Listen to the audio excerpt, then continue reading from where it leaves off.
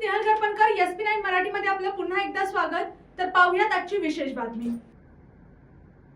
News 10। Bharatiya Janata पक्षाच्या कार्यकर्त्यांची वैचारिक जडणघडण।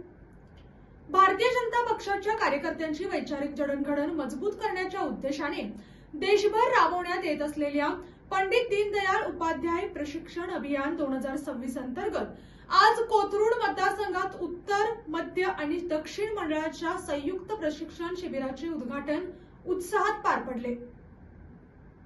तर या आणि अशाच विशेष बातम्यांसाठी पाहत रहा SP9 Marathi, your time your news. धन्यवाद।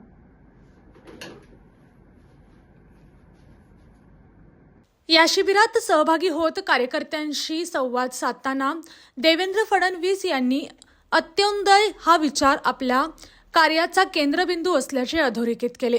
समाजातील शेवटच्या घटकांपर्यंत विकास पोहोचवणे हीच खरी सेवा असल्याचे त्यांनी स्पष्ट केले।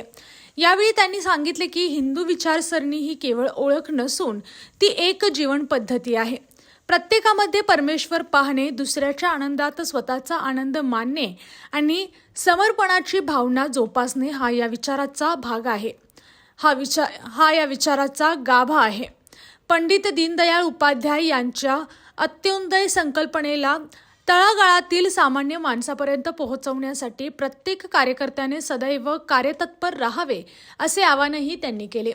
या कार्यक्रमास वक्ते गणेश घोष, शहर सरचिटणीस सुशील मेंगडे, उत्तर मंडल अध्यक्ष सचिन पाषाणकर, दक्षिण मंडल अध्यक्ष गिरीश खत्री यांच्यासह भाजपाचे पदाधिकारी आणि कार्यकर्ते मोठ्या संख्येने उपस्थित होते। दरम्यान या प्रशिक्षण शिबिरातून पक्षाची संघटनात्मक ताकद अधिक बळकट करण्याबरोबरच कार्यकर्त्यांमध्ये वैचारिक स्पष्टता निर्माण करण्यावर भर देण्यात येत असल्याचेही यावेळी सांगण्यात आले। या आणि अशाच विशेष बातम्यांसाठी पाहत रहा SP9 Marathi, your time your news. धन्यवाद।